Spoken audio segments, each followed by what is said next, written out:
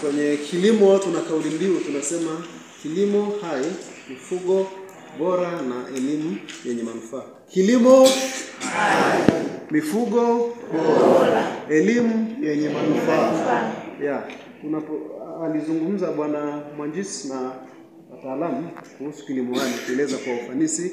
Hivyo tunavyofanya kilimo hai, hivyo tunafanya katika mifugo bora. Nataka tuwe na mifugo ambayo inaweza kutupa nyama za kutosha, inaweza kutupa maziwa ya kutosha, lakini pia na bidhaa zingine zinazotokana na mifugo.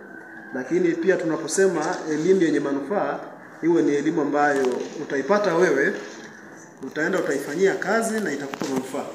Tunapofanya mara nyingi kwenye shughuli za kilimo tunalenga vitu viwili. Cha kwanza tupate chakula, sio hivyo? Lakini mwisho wa siku tupate hela, sio hivyo? Kwa hiyo elimu ambayo ina manufaa ni ile ambayo ukishafundishwa unaenda kuifanyia kazi na mwisho wa siku inakupa hivyo vitu viwili ambao ndo target. Ndo mlengwa. Cha kwanza upate chakula cha kutosha, lakini pili uweze kupata nini? Pesa. Okay, kitao kuna mtu hataki pesa. Mama unataka hela? Kwa hiyo ndo malengo ya siku zote kwamba tunataka unapofanya shughuli zako mwisho wa siku ikupe matokeo. Na elimu hii tunayoipata ndo inayoweza kutupa matokeo. Tofauti tukiwauliza tuliyosoma kule science darasa la 6, wachache wanaoyakumbuka, sio hivyo? Mama kanuni ya kutafuta eneo pembe tatu. Umekumbuka? Hakumbuka. Lakini hapo ukifundishwa namna sahihi na namna nzuri ya kupanda mahindi ili yaweze kuzaa sana. Sidhani kama utasahau. Ni kwa sababu ni elimu ambayo inakuhitajika uitekeleze ili uweze kupata chakula cha kutosha na kupata hicho kipato. Tuko pamoja? Wameeleza wengi wataalamu hapo kuhusu kilimo endelevu, kilimo hai. Yapo mambo mengi sana ya kujifunza, lakini huu ni mwanzo mzuri. Huu ni mwanzo mzuri. Wameeleza nini wanahitaji wataalamu kina Mwanjisi, lakini ndo mwelekeo tunakoenda. Inabidi tunahitaji tunapofanya shughuli zetu za kilimo baada ya sisi kuwa tumezalisha tukapata na hivyo vitu vingine, tuangalie kesho yetu. Tuangalie vilembwekeze wanaokuja wataishije. Leo hii mkoa huu wa Rukwa, hii kanda ya kusini, ndio mkoa mnaongoza sana kwa uzalishaji wa chakula, hasa mazao ya mahindi nchi nzima. Lakini uzalishaji siku hizi umepungua. Nini kimesababisha hiyo?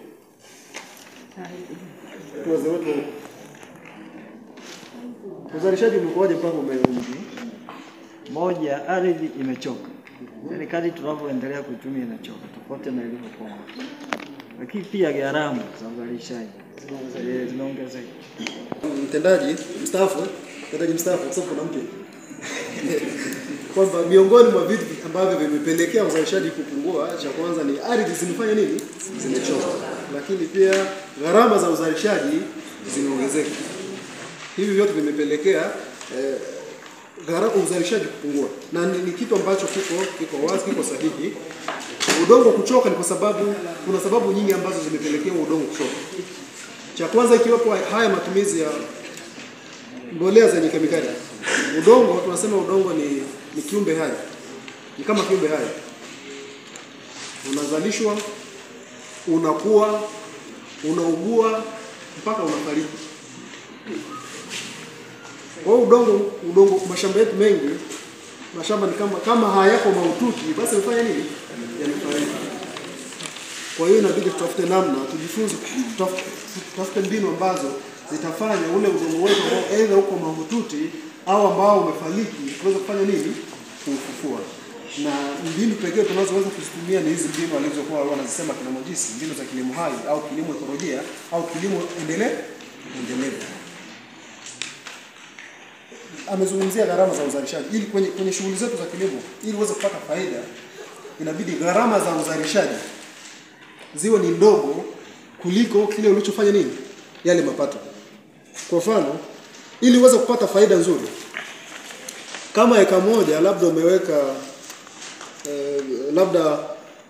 umewekeza labda 200,000, inabidi mapato kama ni mahindi yawe mengi zaidi.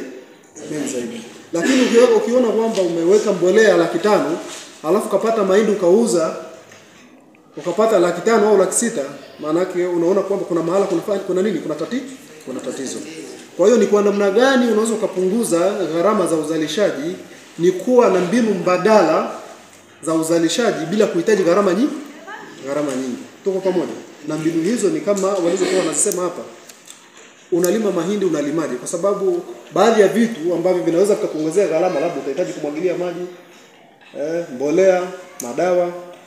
Kwa hiyo unapokuwa na mbinu mbadala za kupunguza gharama kama hizo, zitakufanya angalau uweze kile unachokipata kiweze kukusaidia kwa namna moja ama nyingine. Kuna madarasa mengi wataendelea kutoa hawa. Kesho mtakuwa na masomo kwa vitendo, kama ni kutengeneza hizo mbolea, kutengeneza hayo madawa, lakini mbinu nyingine za uhifadhi wa maji. Sasa hizi naona ni kiangazi, unajua linawaka kweli kweli, na baridi ipo. Watawafundisha namna njia mbalimbali za kuweza kulima kwa kuhifadhi maji mashambani, kwa kutunza unyevu, mbinu nyingi za kuboresha ardhi na kila kitu. Niwakaribishe Morogoro. Nafikiri fursa kama itapatikana, watu wa huku tutawapa kipaumbele. Cha kwanza, mna mwitikio mkubwa kwenye kujifunza. Kwa tunakuwa na program ya kupeleka watu kusoma Morogoro kwa kushirikiana kwa kupitia hizi taasisi kama hii ADET. Kwa hiyo fursa kama itapatikana, watu huko itakuwa ni kipaumbele. Cha kwanza, wakati nakuja huku niliona wanazalisha kweli mahindi ya kutosha njani. Kwa hiyo ni fursa nzuri. Watu wa namna hiyo inapotokea fursa ya kujifunza, maana yake inabidi itakuwa ni jambo jema wakipewa kipaumbele ili waweze kuboresha kile wanachokifanya. Kwa hiyo watu wa huku mko vizuri, keep it up. Mungu awabariki sana. Kilimo hai ni kilimo pekee, teknolojia pekee ya kilimo ambayo inatumia mbolea na dawa za kufukuza wadudu ambazo hazina kemikali katika uzalishaji wa mazao yetu ya aina yoyote. Sawa? Na faida ya kilimo hai, au kwa nini kilimo hai? Tulisema kilimo hai ndio teknolojia pekee ya kilimo ambayo ni rafiki kwa mazingira, ni rafiki kwa viumbe, ni rafiki kwa afya za binadamu. Sawa jamani? Kilimo hai kwa kauli. Wanaume leo bwana wape siri. Kuna watoto wanaweza kaa naongea na mwanaume na mama anajua unaongea na mwenzako. Baba wewe hujui kama una baba mkwe, ila mama anajua. Na wanaficha siri. Mwisho wa siku kikitokea, nasikia sasa hivi mauaji mengi yanayotokea. Watu wameuana kwenye mahusiano. Ukatili wa kwenye mahusiano ni kwa sababu ya haya mambo madogo madogo ambayo wazazi mlikuwa mnayaona, mnayafumbia macho. Leo yakija kujitokeza, wewe unaona pokea 200. Sasa mwamba anakuja kudai 200 zake. Baba hajui, ila mama alikuwa unajua. Kinachotokea ni nini kama sio kufukuzwa baba na mama na mtoto? Kwa hiyo wazazi tuwe makini. Mtoto anapokuja kukuambia jambo, msikilize. Usimweke mbali mtoto wako. Wakati mwingine watoto wanakutana na changamoto nyingi. Anataka kukuambia mama, toka mimi nimechoka na kazi. Ujui yuko alipokuwa anacheza. Mimi mwanangu nilishamwambia, nina watoto 3. Mtu yoyote atakaye kushika kifuani, njoo niambie. Mkurugenzi pamoja na timu yako, tunamshukuru kwa elimu hii. Unajua itatusaidia pakubwa. Tunaamini kujifunza hakuishi, tutaendelea kujifunza kwa sababu ndio inatutaka tuishi hivyo. Kwa hiyo naamini washiriki, hiki tulichofundishwa kitatusaidia katika shughuli zetu tunazoendeleza nazo za kilimo, lakini pia ufugaji. Ombi kesho, kama walivyosema wataalamu, ni siku ambayo tunaenda kufanya mazoezi kwa vitendo. Ni muhimu sana wote tulioshiriki tukaweka, ili ilete maana zaidi, kwa sababu hii tumejifunza kinadharia, lakini tukijifunza kwa vitendo zaidi nafikiri tutapata ujuzi zaidi. Kwa hiyo tuombe uzima, kesho tuamke salama, naamini Mungu atatujalia afya njema, tuje tuhitimishe mafunzo yetu. pamoja na timu nzima ya RH. Mafunzo hoye. Kipekee kwanza nione ni fursa moja ambayo binafsi nilikuwa natamani nione hapa Sumbawanga. Mathalani nilikuwa nimezunguka, nimeenda Njombe, nimeenda Makambako, nimeenda Songea, maeneo yote hayo nilikuwa ninakwenda kwa ajili ya shughuli za kilimo. Kwa hiyo kwa namna tulizungumza na namna shirika lilivyokuja kwa mpango huu, ni mpango dhubuti kabisa la kuamua mwananchi. Kuanzia level ya nyumba moja moja mpaka taifa. Maana unapoanza kumtoa huyu mkulima mmoja mmoja, nyumba moja moja inaweza kujikimu kiuchumi, maana hata taifa umelikomboa, maana hata ule uzalishaji unapanda. Kwa hiyo ni fursa na ni muda mwafaka. Ombi langu kwa nyie wananchi, ili tuichukulie kama ni sehemu pekee. Yaani usiichukulie kama mlengo wa kwamba walikuwa wanapoteza muda. Hapana. Ni sehemu pekee kwa mtu aliyetembea akaona mtu anayofanyia kazi haya. Ni fursa moja kubwa sana kwenye kilimo pamoja na ufugaji. Kwa hiyo waombe kwamba mlichukulie kama ni sehemu pekee. Kwanza, lakini la pili, mwanafunzi mzuri ni yule ambaye anajua jambo kwa kitendo. Kukaa hapa darasani ukitoka unaweza kufika hapo kusahau. Si ndio? Na wananchi hatuna desturi ya kuchukua karatasi kusoma. Hapa tumeandika. Lakini ukisema ufike nyumbani ukae usome ni mtihani. Kwa jambo pekee la kuweka kichwani kila mmoja ni kitendo. Kitendo uwezo kukisahau. Utalala, utaamka kesho utakumbuka. Na ndio sehemu pekee ya kujifunza mambo. Kwa hiyo niwaombe kwa siku ya kesho basi kujitokeza kwa wingi huu. Na sisi tu, hata wale ambao wamekosa nafasi ya kuja, basi mwafikishie ujumbe. Walikosa darasa la maandishi lakini la vitendo wawepo. Sawa? Tufikishe tu, yani sisi tuwe wajumbe kule tutakokwenda, tuwaambie tuna watoto wako huko, muambie jamani twende tukajifunze, sababu hizi si la kwako tu wewe, utakuwepo wewe, utachoka. Yule mtoto naye ana maisha ambayo anataka naye afanye, na kiunua mgongo kwa Mtanzania ni kilimo na ufugaji. Na ndio maana sasa hivi unakuta hata wasomi wanaingia kwenye kilimo. Mfano halisi yule pale ni mwalimu. Si mnafahamu huyo? Mwalimu naomba usimame. Mfano halisi ni msomi. Anategemea angekuwa amependeza kama mwalimu.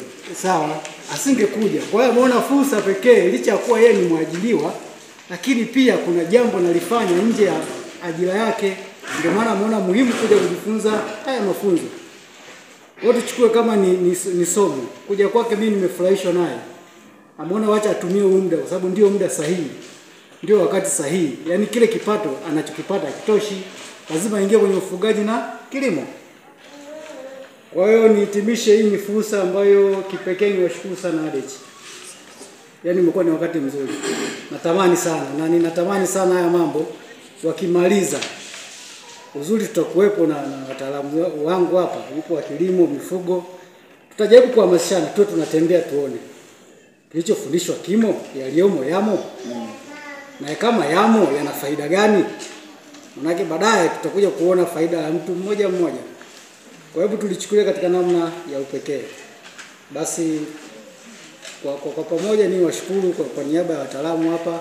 Wengine nafikiri watazungumza hata kesho tukimalizia, lakini niombe tu nipe hata dakika moja basi wataalamu hao wawili wazungumze. Kwa sababu hao nao ni wa muhimu kuliko hata mimi. Nami kwa kweli nipende kuwashukuru sana ndugu wakulima pamoja na wafugaji mliojumuika katika darasa hili la ADECH linalohusiana na kilimo hai. Kwa kweli ni jambo geni, lakini ni jambo ambalo linaenda sasa kuleta taswira nyingine mpya kabisa. Mtu kufanya kilimo bila kutumia kemikali huwa naona ni jambo ambalo huwa ni gumu sana. na wadudu wengi ambao huwa wanasumbua sana na ni wagumu sana. Yaani ukipiga sumu hii inakataa, tumia sumu nyingine inakataa. Lakini kupitia darasa hili la leo kwa kweli nafikiri inaenda kuwa suluhisho sasa. Tunaenda kufaulu kwa kiwango kikubwa. Halafu pia na kilimo tunachotaka kukifanya ni kilimo ambacho unakuta kinakuwa na nini? Na tija. Yaani kilimo kinachokubalika kimataifa. Sasa tunaenda kuzalisha mazao ambayo sasa yanaenda sasa kuwa na viwango vya kimataifa. Sio mchezo. Ni hatua kubwa sana. Kwa hiyo niwaombe sana ndugu wakulima, kwa kweli ili swala tulichukulia uzito wa hali ya juu. Unavyoona hawa wataalamu wanatoka huko mbali wanakuja kwa ajili ya kutuelekeza, sio masiara. Maana yake wameshaona kuna jambo ambalo ni la msingi na lina manufaa sana kwa wakulima.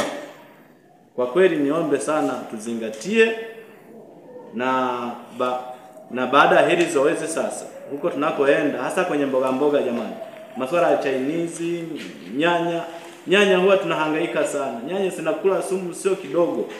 Kwa kweli hata mimi najisikia vibaya sana kuona tunatumia nyanya zenye kutumia sumu nyingi sana. Hisi kwa hii teknolojia ambayo sinakuja tunaenda sasa kupata afya. Unajua afya ule kitu ambacho ni bora zaidi. Ila kama sio bora, maana yake hata ulionayo muda wote inaenda kuzoroteka. Kwa hiyo nafikiri tunaenda kupata mwarobaini wa hili tatizo na afya zetu zitazidi kuimarika na watoto wetu wataendelea kustawi na wataendelea vizuri sana. Kwa kusema hapa nipende kuwashukuru sana wakulima pamoja na wataalamu wetu. Kwa kweli mambo ni mazuri. Asanteni sana. Wafugaji safi. Nami kwa namna pekee nipende kulishukuru taasisi ya ADEC, lakini pia niwashukuru zaidi nyinyi wananchi wenzangu wa kata ya Kasense kwa mwitikio mkubwa mlionyesha kuhudhuria mafunzo haya. Ni matumaini yangu kuwa mafunzo haya yataleta tija katika kilimo na ufugaji. Natarajia pia kuona mabadiliko hasa kwenye kilimo cha mboga, lakini pia kwenye ufugaji natarajia tutabadilika. Wale ambao hawana mabwawa ya samaki, basi mabustani na mabonde hapo. Unapokuwa na bustani pia hata kashimo kadogo kwa ajili ya ufugaji wa samaki. Tunapokuwa tunamaanisha ufugaji wa samaki ni kwa ajili ya kuongeza lishe. Kula ugali maragi pekee hautoshi. Bifanya tuwe na uwezo mzuri wa kufikiria. Zaidi tunahitaji kuwa na protini ambayo tutaipata kwenye samaki, nyama ambayo ni kuku, sungura, njiwa na mifugo aina mbalimbali ambayo tutakuwa katika mazingira yetu. Matarajio ya kwamba mafunzo tutayapata kesho ya vitendo, basi tutayafanyia kazi. Hatutaishia kwenye kuandika tu. Tutabadili kwenda kwenye vitendo. Na mimi tutakuwa napita kwa mmoja kuangalia kama tutafundishana namna kufuga sungura au namna kutumia madawa hayo ambayo tutafundisha kesho ya kudhibiti magonjwa. Tunajua madawa ni gharama kuyaagiza na baadhi mengi hayapatikani Tanzania. Sawa? Kama chanjo zinazalishwa nje ya nchi. Kwa hiyo inakuwa ni gharama kwa serikali. Sawa jamani? Kwa hiyo tukifundisha mbinu mbadala za kupata chanjo na kudhibiti magonjwa, ninaomba tukazifanyie kwa vitendo. Wakati tukiwa wadogo zamani tulikuwa na dawa za rongoli, si ndio?